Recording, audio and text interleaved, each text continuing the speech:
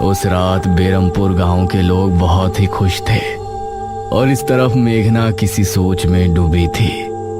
इशिता, वो दमयंती किस गुफा में है, इसका पता तो हमने लगाया ही नहीं ना। तभी जनकपुर का माहौल बदल गया था। तेज तूफानी हवाएं चलने लगी और आसमान में काले बादल छा गए। हे भगवान, आज तो लगता है तूफान आने वाला है। आसमान में बिजली कड़क कर बार बार गुफा पर गिर रही थी। उसकी गहराई में एक और ताबूत रखा था जो पिछली बार भी हमने देखा था। उसके अंदर से धम धम की आवाज हुई और फिर उसका ढक्कन खुल गया। धीरे से उसके अंदर से दमयंती बाहर आई। उसके चेहरे पर अजीब सी मुस्कान थी। उसकी आंखें लाल लाल चमक रही थी और नाखून बहुत पैने हो गए थे।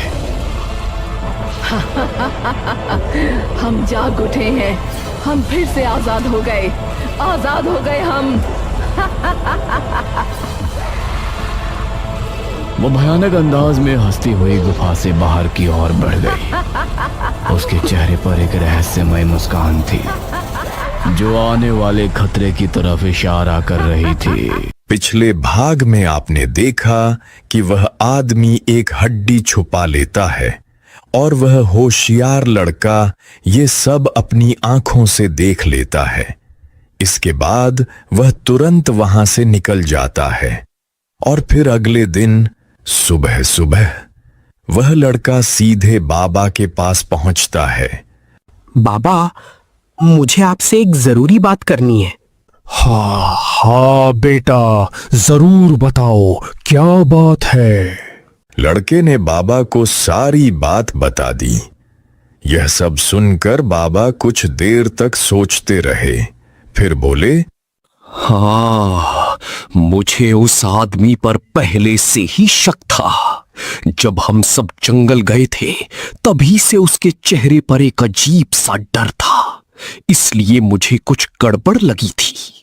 क्या तुम्हें पूरा यकीन है कि वो हड्डी उसी ने छुपाई है? हाँ हाँ बाबा, मुझे पूरा यकीन है। मैंने अपनी आंखों से देखा है। उसने अपनी जेब से वो हड्डी निकाली थी और किसी के देखने से पहले ही मैं वहां से भाग कर आ गया। वो दोनों बात कर ही रहे थे कि तभी वही आदमी वहां आ गया। बाबा और उस लड़के को साथ बैठा देखकर वह अचानक रुक गया और कुछ पल तक बस उस लड़के को घूरता रहा। फिर उसके चेहरे पर एक अजीब सी मुस्कान आई और बिना कुछ बोले वह वहां से चला गया।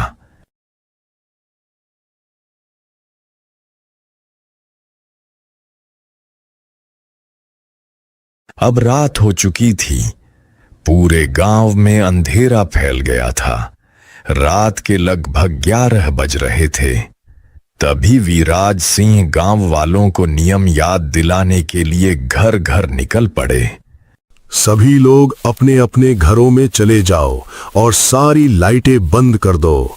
अब बस 12 बजने ही वाले हैं।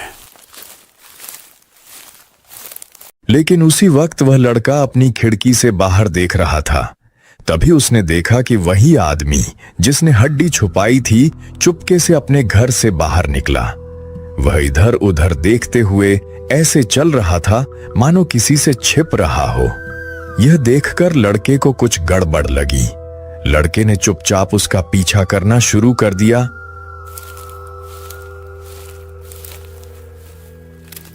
कुछ देर पीछा करने के बाद उसने देखा कि वह आदमी एक बड़े पेड़ के नीचे जाकर खड़ा हो गया। तभी अचानक वहां 4 परछाइयां दिखाई देने लगीं। धीरे धीरे वे अंधेरे से बाहर आईं। वो कोई और नहीं, उमोशी थे। मैं तुम लोगों को आजाद होने नहीं दूंगा। तुम सब परेशान मत हो। तभी अचानक उस लड़के का पैर गलती से एक सूखी लकड़ी पर पड़ जाता है और चर्र की आवाज पूरे सन्नाटे में गूंज उठती है। और तभी अचानक सारे उम्मोशी एक साथ उस लड़के की तरफ देखने लगे। यह देखकर लड़का बुरी तरह डर गया। उसके हाथ पैर कांपने लगे और डर के मारे उसकी सांसें तेज हो गईं। सारे उमोशी धीरे धीरे उस लड़के की तरफ बढ़ने लगे, राज्य के लोग लेकिन तभी अचानक वह आदमी जोर से बोला, रुक जाओ, उसे कुछ मत करना, उसकी कोई गलती नहीं है। तभी सारे उमोशी अचानक शांत हो गए। उन्होंने उस लड़के से नजर हटाकर उस आदमी की तरफ देखना शुरू कर दिया। मौका देखते ही वह लड़का डर के मारे वहां से भाग निकला। पूरी रात कांपते हुए उसने किसी तरह बिताई और अगली सुबह वह सीधा बाबा के पास पहुंचा।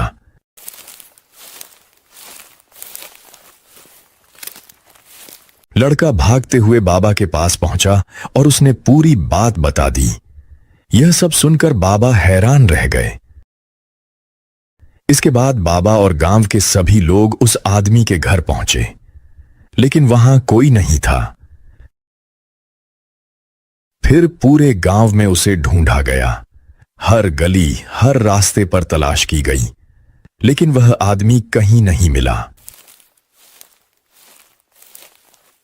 फिर वे सब उसी पेड़ के नीचे जा पहुंचे जहां वह आदमी पिछली रात आया था। कुछ देर इधर उधर ध्यान से देखने के बाद अचानक उन्हें जमीन पर एक हड्डी पड़ी दिखाई दी। बाबा ने झुककर वह हड्डी उठाई और गौर से देखने लगे।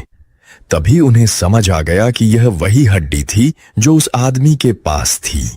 लेकिन हैरानी की बात यह थी कि वह आदमी आसपास कहीं भी दिखाई नहीं दे रहा था। फिर उसके बाद बाबा उस हड्डी को लेकर आगे बढ़े और गांव वाले भी उनके साथ चलने लगे। कुछ देर तक चलते रहने के बाद वे लोग गांव के पास पहुंच गए। गांव वालों ने सोचना शुरू कर दिया कि शायद उमोशी उसे उठाकर ले गए, लेकिन बाबा का चेहरा बहुत गंभीर था। वह गहरी सोच में डूबे हुए थे। कुछ देर बाद बाबा धीरे से बोले, नहीं, बात कुछ और है। लेकिन बाबा, आप ऐसा क्यों कह रहे हैं? आखिर बात क्या है? क्योंकि अगर उमोशी उस आदमी को ले गए होते तो जो हड्डी उसके पास थी वो यहां क्यों छोड़ जाते? अगर सच में उमोशी उसे उठा ले गए होते तो वो हड्डी भी उसके साथ गायब हो जाती। उसके बाद बाबा उस हड्डी को गौर से देखने लगे। तभी उनकी नजर उस पर बने कुछ अजीब और पुराने निशानों पर पड़ी। बाबा का चेहरा अचानक गंभीर हो गया, मानो उन्हें कोई पुराना रहस्य समझ आ गया हो। बाबा, इस हड्डी पर ये कैसे निशान है? ये कोई साधारण निशान नहीं है, ये तो किसी नक्शे जैसे लग रहे हैं। लगता है ये हड्डी पर बना नक्शा हमें किसी खास जगह तक ले जा सकता है। चलो चलकर देखते हैं। और फिर सभी लोग उस रास्ते पर निकल पड़े जो उस हड्डी पर बने नक्शे में दिखाया गया था। काफी देर तक चलते रहने के बाद वे एक सुनसान जगह पहुंचे।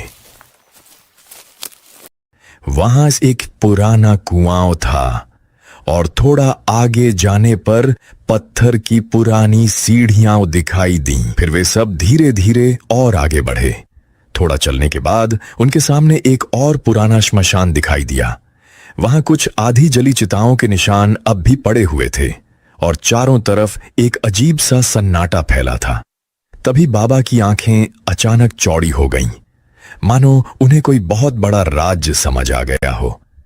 बाबा को एहसास हुआ कि उमोशी यानी उन 4 भाइयों की कहानी गांव वालों ने पूरी सच्चाई कभी बताई ही नहीं थी। असली सच कुछ और ही था। और सबसे हैरानी की बात, वही सच उस गायब आदमी को भी पता था।